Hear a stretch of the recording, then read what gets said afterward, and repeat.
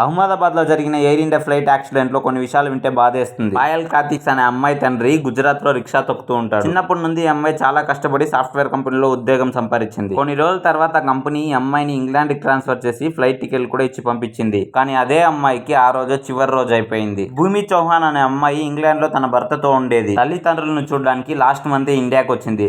మళ్ళీ రిటర్న్ వెళ్ళడానికి అదే ఫ్లైట్ బుక్ చేసుకుంది. దారిలో ఫుల్ ట్రాఫిక్ వల్ల ఆమె క్యాబ్ ట్రాఫిక్ లో ఇరుక్కుంది. ఆ ట్రాఫిక్ వల్ల ఆమె ఎయిర్పోర్ట్ కి రాకపోవడంతో ఆమె ఫ్లైట్ మిస్ అయ్యి ఆమె ప్రాణాలు కాపాడుకుంది. ఈ యాక్సిడెంట్ లో ఒకతను బతికిపోయాడు. అతని పేరు విశ్వాస్ కుమార్. బ్రిటిష్ ఇండియానికి చెందిన వ్యక్తి. ట్రీట్మెంట్ అయిన తర్వాత ఇతను చెప్పింది ఏమంటే, విమానం 2 ముక్కలైంది. అందులో ఒక ముక్క బిల్డింగ్ పైన ఇంకా కింద పడింది. అందులో నుంచి చిన్నగా లేచి అక్కడ ఉన్న ఎమర్జెన్సీ డోర్ యూజ్ చేసి బయటకు వచ్చాను అని చెప్పాడు. అలా రోడ్డు మీద నడుచుకోవచ్చానని చెప్పాడు. అతని సొంత బ్రదర్ కూడా విమానంలో ఉన్నాడంట. ఒక మాజీ ఎయిర్ ఇండియా పైలట్ ఏం చెప్తున్నాడంటే, నేను ఈ విమానాన్ని చాలా సార్లు నడిపాను. ఈ విమానానికి ఎన్నో సంవత్సరాలుగా సమస్యలు ఉన్నాయి. నిజం చెప్పాలంటే క్రూ, పైలట్స్, ఇంజనీర్లు ఎంతో మంది ఈ విమానం గురించి లాగ్ బుక్ లో చెప్పారు. కానీ ఎయిర్ ఇండియా ఫ్లైట్స్ కి ఇంగ్లాండ్ లోని గాట్విక్ అనే ఎయిర్పోర్ట్ కి వెళ్ళడానికి డ్రీమ్ లైన్ అనే ఫ్లైట్స్ లేవు. అందుకే మమ్మల్ని ఈ విమానంలో పంపించేవారు. నాకే వ్యక్తిగతంగా ఈ విమానంలో ఇంజిన్ ఫెయిల్ అయినటువంటి ఎక్స్పీరియన్స్లు చాలానే జరిగాయి.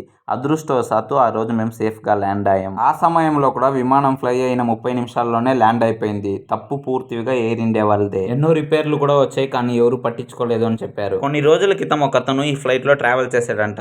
ఈ ఫ్లైట్ ఎంత చండాలంగా ఉందనేది వీడియో తీసి సోషల్ మీడియాలో అప్లోడ్ చేశాడు. ఆ ఫ్లైట్ లోపలే ఇన్ని సమస్యలు ఉంటే ఆ ఫ్లైట్ ఇంజిన్ లో ఇంకెన్ని సమస్యలు ఉంటాయని చెప్తున్నారు. కానీ ఒకప్పుడు గుజరాత్ కి సీఎం అయిన విజయ్ రూపానీ గారు కూడా ఈ ఫ్లైట్ లో ఉన్నారు. కానీ ఇతని జీవితం నుండి మరణం వరకు 12 అనే నంబర్ చుట్టే తిరిగింది. అతను లక్కీ నంబర్ 12 అని అతని వెహికల్స్ లో కూడా 12 ఉండేలాగే చూసుకునేవాడు. కానీ అనుకోకుండా 12వ తారీఖే ఫ్లైట్ లో వెళ్ళాడు.